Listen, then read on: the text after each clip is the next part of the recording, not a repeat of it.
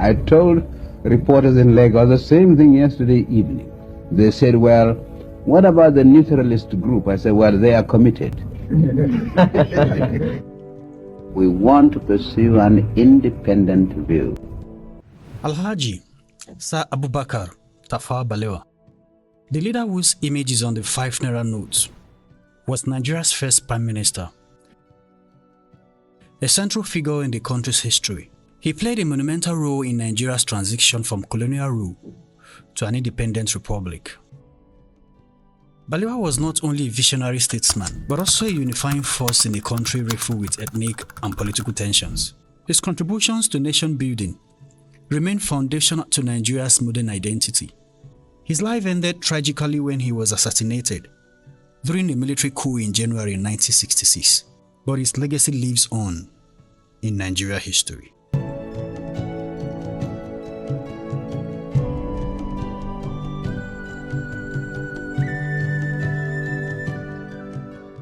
Balewa was born in December 1912 in the village of Tafawa Balewa, part of what is now Bauchi State. His father, Yakubu Danzala, was a prominent official in the Bauchi Emirate. As the elder son, Abubakar was given special attention, being treated almost like an adopted son due to the significance of his name, which was associated with an esteemed elder. His early education began at Tafawa Balewa Elementary School in 1922, when he was just 9 years old.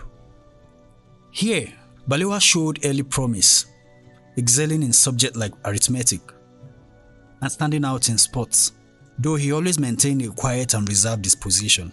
In 1928, after completing middle school, he proceeded to Katsina Teacher Training College. This institution, regarded as the top educational establishment in northern Nigeria at that time, was the alma mater of several future political leaders. Among his peers were figures like Isa Keita, Musa Yar'Adua, and future northern leaders such as Sir Ahmadu Bello, the Sardauna of Sokoto.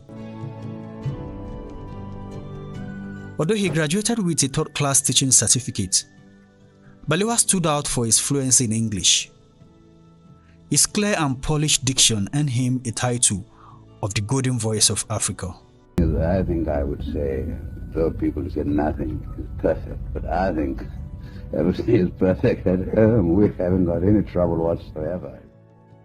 After completing his studies, Balewa returned to Bauchi in 1933 and began his career as a teacher at Bauchi Middle School. He taught subjects such as English, history, geography. Balewa's command of English language, his insightful teaching style, and his ability to engage with expatriate staff and important visitors led to his reputation as an exceptional educator.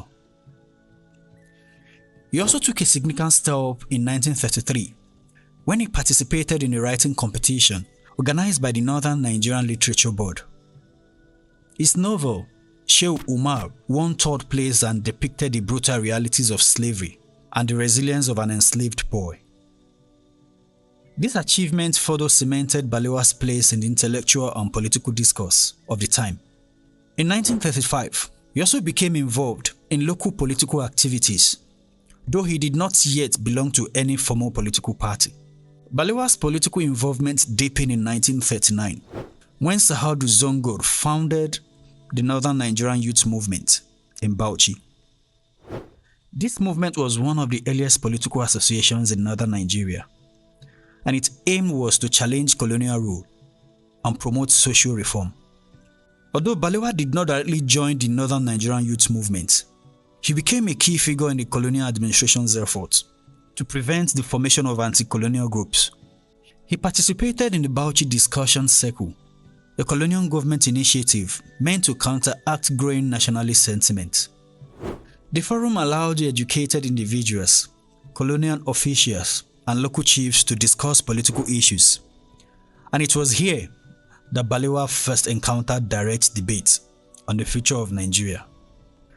Balewa's political maturity continued to develop during this period, as he realized the importance of participation in shaping the future of his country.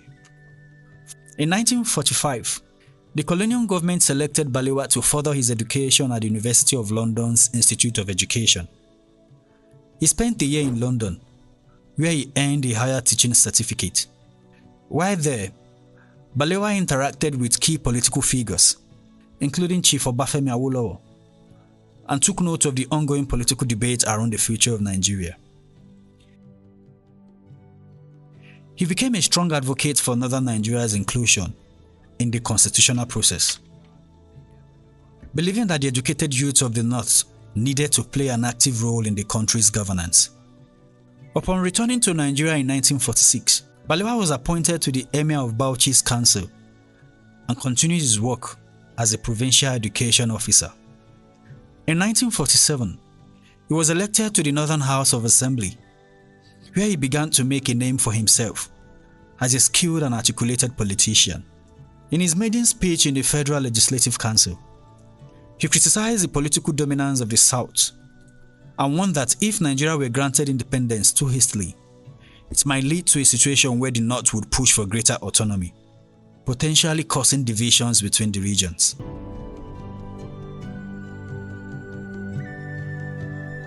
Balewa's political influence grew during the 1950s. In 1951, he, along with other northern leaders, helped from the Northern People's Congress, a political party that became the dominant force in the North. The NPC's formation was crucial for the Northern Nigeria's participation in the political process. Balewa's ability to navigate the complex political landscape of Nigeria, balancing regional and ethnic interests, earned him widespread respect.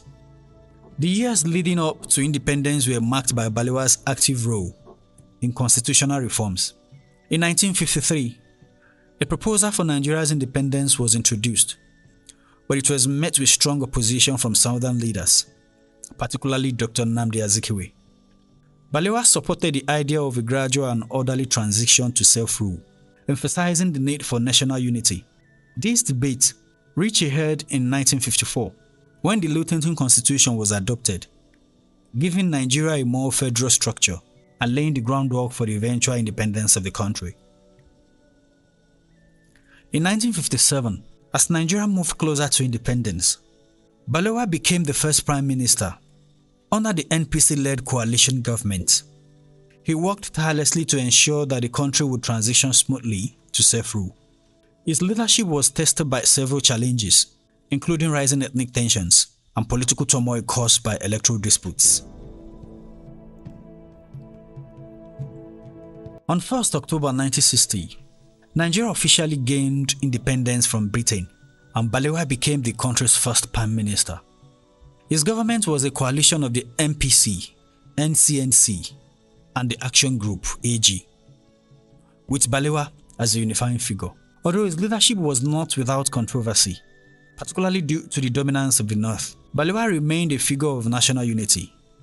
His government focused on building key infrastructure, including roads, bridges, and railways, and played an instrumental role in Nigeria's entry into the international arena.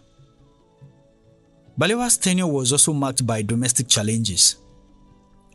In 1962, a political crisis erupted in the western region, and Balewa declared a state of emergency, dissolving the regional government. This decision increased tensions between the North and the South. In 1963, Nigeria became a republic, and Balewa's role as prime minister continued to solidify. The introduction of the Midwestern region and the new census in 1963 added to the already complex political situation.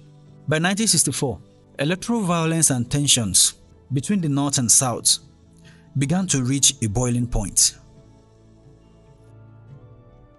In January 1966, led by Major Ife Ajuna, staged a coup to overthrow the government. On the night of 16th January, they assassinated Balewa, along with other prominent leaders, including the Premier of the Northern Region, Sir Ahmadu Bello, and the Premier of the Western Region, Chief Samuel Ladoke Akintola. Balewa's body was found days later and was laid to rest in his hometown of Bauchi. The assassination of Balewa, along with other political leaders, marked the end of civilian rule in Nigeria and ushered in an era of military dominance. His death left a significant void in Nigerian politics, and the country plunged into instability. His legacy, however, lived on, as his vision for united Nigeria continued to shape the direction of the countries long after his passing.